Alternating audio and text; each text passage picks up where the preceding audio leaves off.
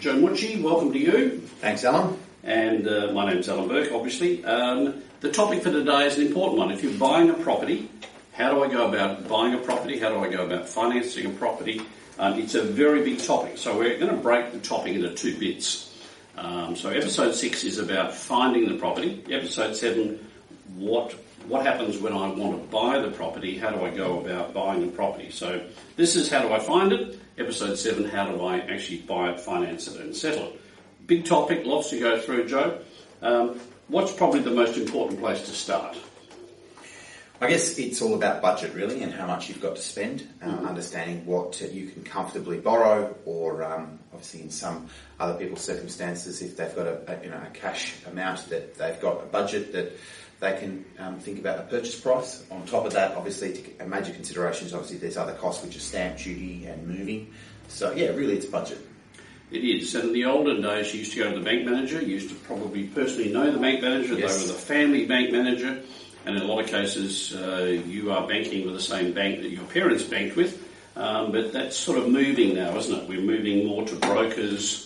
I would have thought that probably half of the deals are being done by brokers. I don't know the stats, but it's well up there, isn't it? I definitely think it could have possibly been more. And sometimes it's even brokers that you haven't met face-to-face. So, yeah. Yeah, so if you don't know a broker, perhaps talk to a bunch of real estate agents and see who they recommend. There's no doubt Google reviews of good brokers, so have a chat to them. We've got an allegiance to Tag Finance here, a gentleman called Glenn Austin. Phone number 93671227. So if you don't know anyone, Glenn's a good guy. He's one of the owners of Tag Finance in Applecross, and have a chat to him. What I have found in the past is that people go along thinking, I want to buy something for $500,000, and the bank says, we'll lend you $750,000. So sometimes the bank is more optimistic probably than you are. So, but perhaps I always remember a statement many years ago that said, a bow too highly strung is easily broken. Yes. And that's important. Don't hop yourself to the absolute max, because we are going to see probably another 0.25% in interest rates, maybe a half, I doubt it, but allow a bit more in relation to what the costs of finance are going to be, because it's better to be overly cautious and have a sensible budget rather than feeling strung out, as that saying says. Yeah, absolutely. And I think affordability, and as you said, look, Glenn's a great guy to talk to. They're looking at your budgets, allowing a little bit more in the kitty. And I think a broker will probably give you a little bit more service around affordability than a bank necessarily will. As you said, banks sometimes say, well, guess what? We'll give you an extra $200,000 on top of. But where a broker you have a bit of a relationship with, they may take other factors into consideration and talk to you regarding holidays and other things like that you may want to do in the future. So there's more of a relationship with the broker, and I've always used them in the past personally, so I think it's a great option for anyone looking to buy. And that's important, because if you go to the bank, they will give you the bank package. If you go to a broker, they will give you a dozen banks of various layers. Mm-hmm. Some banks are looking for market share and they're sharpening the pencil on interest rates. Yes. Some are doing sort of incentives. If you come on board, they pay you an amount of money. So talk to the broker, because they have the whole suite of offerings rather than just one bank's offering. Totally. Yeah. Okay. So, all right, now you know your budget. And you then say, okay, well, where am I going to buy? Always an interesting question. So really, again, you're going to be bound by your budget, and then there's obviously the kind of accommodation and amenity that you need. So I think there's also the conversation of, are we looking north? Are we looking south of Perth? Where are we comfortable? Where are we moving from? What suits our needs, whether it be work, schools, with kids, or other lifestyle options. So budget being the main point there, but from there, what can we afford, and where is that located? I guess where we're very lucky nowadays is the real estate portals make it easy, the search buttons or the search criteria. So if you decide you're a northerner or a southerner, or if you decide you want to be near the beach or near the hills, or you need to be relatively close to parents or schooling or whatever else, that becomes an important consideration in the criteria. But my daughter is now in Melbourne, and she's looking around over there, and they're looking what I call concentric circles. So they're sitting in Fitzroy at the moment. They can't afford Fitzroy, so they're going one suburb out, and they get a certain amount of accommodation at a price point. the further they head away from the CBD, the more package they get. They might get 2 bedrooms in close, they might get 3 bedrooms a bit further away, they might get 4 bedrooms further away. So it is what the economists call constrained optimisation. You try and get as much as you can for the budget that you've got, and also understanding that there's a travel distance if you have to travel into the CBD.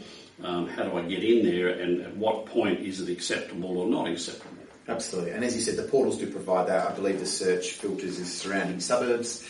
That way you can set a limit in price and maybe minimum in bedrooms. And when using those searches, just a bit of advice is not to put too many filters in there because you can restrict or miss listings sometimes, but there will be a function to have surrounding suburbs. That way, as you said, Alan, if you can't afford, for example, South Perth, it may take you into Victoria Park or Como, Manning, Salter Point, other suburbs like that. So, yeah. And the other part that's important about dealing with portals like realestate.com, Rewa or Domain is you can set up alerts. And I would suggest once you're happy with the criteria you've set, create an alert so that every time a new property comes available, they email you that, and that's an important way to stay ahead of the pack. Every morning you'll get an email from them to say this is a new listing that's been loaded up in the last 12 or 24 hours. Easy way to stay on top of it. Yep. So let's say you've got your budget, you've chosen a particular suburb and you've got a property type. Then it's a matter of driving the suburb. Before you start looking at individual homes, get a feel of the suburb itself. So what sort of thing, Joe, would you recommend when you're driving around a suburb that they should look at? Yeah, look, I think suburb research is very important. And obviously you're visiting one home or several home opens on a, let's say, a Saturday morning or afternoon probably doesn't give you enough scope of what that suburb's doing if you're not overly familiar with it, but possibly visiting, the property in the morning on your run to work to understand what the traffic does and how the street flows, maybe at a school time to see what's happening around the school hours when there's pick-up time 3 to 3:30ish, and even during the evening to see what the street's like during the evening. Is it well lit? Is there activity on the street? Understanding, as I said, the flow of traffic, what amenity you have, how long it takes to get there, what's the walkability of the suburb or the location. So what can I walk to? What can I visit? Those sorts of things. There is one of those scores, I think it's on Domain. Walk score. Walk score's on Domain. Yeah, I'm not sure whether that's... I think it's on Domain, or it might be Homely. Yes. They have that ability to say, well, how walkable is the suburb? But let's just look at a couple of things as a suburb before we drill into the actual property. One is travel time from this area to where you need to be. Sometimes it isn't the CBD. It might be, you've got work south of the river or north of the river, and it's the travel time. But once you're in an area and you're just driving around, I think it's important to have a look at a few things. One, does it look like the people care about their properties? And you'll see an area where there's very high owner occupation, there's real pride of ownership, there's care of the verges, there's care of the homes, there isn't vacant cars or trashed out cars that are sitting on verges, and there's not vacant houses. Keep an eye out for that sort of thing. So what do the lawns look like? What's the general feeling of upkeep in the suburb? Go to the local shopping centre, have a look at it. Some of them are absolutely vibrant and great retail. Sometimes it looks like a war zone. So, you want your local shopping centre to be important to you, because if you're in and out of it all the time, you want to make sure that it's going to provide what you need. It also, I think, takes to why you're purchasing and what you're looking at. If it's a short-term outlook or a long-term, if it's something that you're going to be living in for, for your forever home, whether, buying the worst house on the best street or the best house on the worst street. There's lots of different ways to look at it. So you really need to understand why you're purchasing, what your long-term goal is with that property and with that journey, and then, considering all your options from there. Obviously, there's some great facilities now, great options online, should I say, with Street View. You can Google your local council, have a look if there's any zoning changes happening, if there's any new developments happening in the area, high rise, where there's any redevelopments happening in the area with, let's say, for shopping centres, if things are going to get redeveloped and rebuilt. So there's a lot of information online. Obviously, all the portals do supply that, but I would also suggest looking at the local government website for that area. And you made the point about development and whatever else. Sometimes suburbs are not good currently, but there's urban infill happening, there's change of zonings, as you say, And all of a sudden it goes through a transformation. So you'll see a lot of builders' vans and building going on. Maybe there's cranes for high-rise. And you'll get a feel of you're riding the wave of a new sort of a renovation improvement in an area, almost like a renaissance in a suburb. Yes. And certain suburbs were out of character big time, and then change the zonings, and they become very groovy and very much in demand. So have a look at what's going on around you. Look at your local parks, your local communal areas, your playgrounds, and whatever else there may be. Community areas, and you go, great, that's perfect for my young children. I guess at the end of it all, once you've driven around, you say, do I feel comfortable to live here? Mm-hmm. And it comes back also, Joe, to your point. Are you buying to live in, or are you buying to renovate and flip, or are you looking as an investment, things like that? You perhaps, if it's your own home, comfort and being comfortable and safe is a pretty important consideration. Absolutely. Yep. Now, we do have a book called Goodbye, which is available on our website as a guide to anyone buying a home when you go to actually the next stage, which is visiting home opens and looking at some of the important points. The tricky part, of course, is that if you're looking at 6 to a dozen properties, as most people do, by the time you get to the 10th, 11th or 12th, you can't remember what one was all about. Absolutely. So it's a matter of trying to make some sort of notation of, red door, blue door, some sort of trigger, so when you go back to that property, you go, yes, I remember that particular home because of the red door. And shortlisting is important, as we said. There's a lot of resources online, so keep your list probably to 5 or 6 in one day. As a suggestion, I don't think any more than that's really going to do you any justice, unless there's a plethora of listings open that day that you need to get through. So keep the list short. As Alan said, keep a reminder if there's not a brochure, something particular about the property that triggers your memory of it, and. So let's look at home opens and viewings. You may not be able to do a home open. You have to ring the agent and say, "Can I have a private viewing?" So you're right. After 6, your eyes glaze over and you forget what you've seen. So there will be some that call out yes, and some will say absolutely not. No. So cross those ones off and don't worry about those ones. But your hit list, tag them and perhaps look at a scoring ratio to say, well, is it a 7 out of 10, 9 out of 10, whatever it be. So you're comparing apples with apples and not getting confused. So let's drill in. You go to a home open. What are the important things that you start to look for in a new home? So I would suggest orientation would be one of the most important things, whether the living areas face north if you're here in Perth. Yeah. So again, it's the intention of the property and what really suits your needs. I think need to look at security is a big one, garaging and places for parking, things like that. What your needs are external of the home as well. Not only internally. Obviously, accommodation is something that you're going to be shortlisting from when you first walk through a property, so you're going to know how many bedrooms and bathrooms it's got. Orientation is a big thing, access, security, garaging, just those real important parts of living in Western Australia, I think. As you said, facing certain areas north, whether it be living, bedrooms, considering sunrise and sunset is really important. Just drilling back into some of those items, orientation's really critical, and it is. Especially in winter when it's 0.7 degrees earlier on this week. Yes. Any sort of northern-facing glass is going to help your home be a lot warmer in winter and a lot lighter in winter. Mm-hmm. And indeed, when summer comes on, the sun's sitting over the top, so it's not going to pour through the same windows to the same extent. But the best idea is that your living areas, your family rooms and the communal areas have got northern orientation and it's much warmer and lighter. You're right about the bedrooms and bathrooms, but perhaps drill in a little bit more. Look at them when you're in the bedroom and go, is this a sensible shape? A 4x3, which is 4 metres by 3 metres, is a good sized room. But it was a 5x2.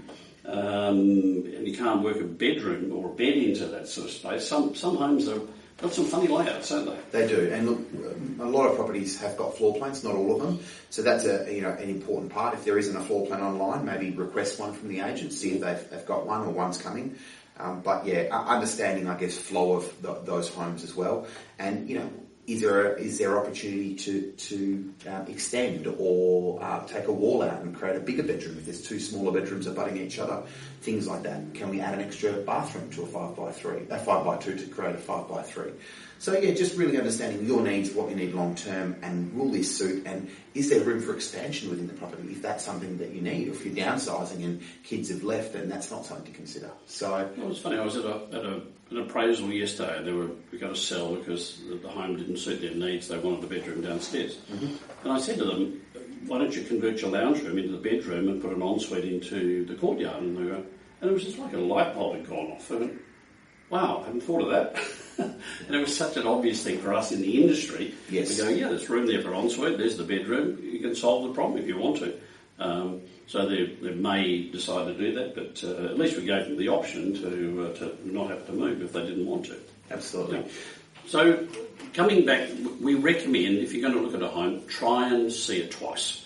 Let me give you an example. My first home, I ran in, it was such a good buy, Arlington Avenue, South Perth. I ran in, bought the thing, only to find out later that the toilet was outside.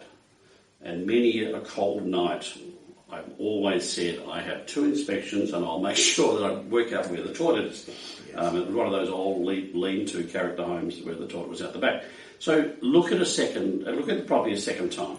I totally agree with that, and I think also at a different time of the day. I sort of mentioned it before about driving through a street or a suburb at a different time of the day. I think if you're looking maybe in the morning, have a look in the afternoon or close to an evening, just to get, again, a feel for what the orientation, how the sun affects the space, what's happening on the street, and just see the property, figuratively speaking, and in a different light, I guess. A different light. In a different light, where you can actually see things differently. But also it's about understanding from the agent's perspective, what's happening with the campaign, just to make sure that you don't leave and think, we'll book a second inspection in a couple of days, and you might miss out. So it's really important to have that communication with the agent. Tag the agent, say, look, I'm showing interest here, can I see it at a different time? Absolutely. And sometimes it's lobbying quiet when the property's been opened, only to find out later on it's a shortcut for people in the morning or at night coming home. It's a main street, and you saw it at the only quiet time, and it becomes hell on earth the rest of the time. I remember my father saying many years ago, make a decision in haste and repent at your leisure. So take your time and make sure you get the right decision. Absolutely. Just before we finish off, talking with agents, what are some of the questions you'd ask the agent at a home open? I guess, again, what's the interest in the property, which is really important. And if you do have interest, as you said, tagging that with the agent to say, look, I am interested. I might not be in a position to make a decision today, but we're going to go away and sleep on it and think about it. Is there an opportunity for a second inspection? Yes, no, and go from there. Other things like, are there any settlement requirements from the seller? What's the time frames that they really want to work in to see if that works to your advantage? That way, when making an offer, you can angle your offer to suit the seller or be more preferable to the seller. Is there anything about the property that you should know that's not obvious? Is there any things that are on the title? Obviously, asking for a copy of the title before you get to the point of offer, so that you've got as much information as possible and you can make an informed decision. Yeah, that's important to look at the documentation, and that will be in episode 7 coming up.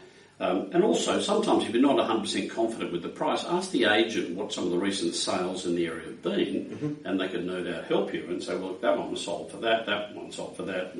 Hence, this is why the price guide on this particular property is such a particular price. Yes. And you can drive past those properties and have a look at them and feel more confident when it comes to bidding and buying. Absolutely. So that's the process. We've shown you what you can afford, where you go, how you go about the process. The next stage is that of how do you go about actually buying a property. So that's the title for episode 7. We'll see you on the other side. Thanks, Alan.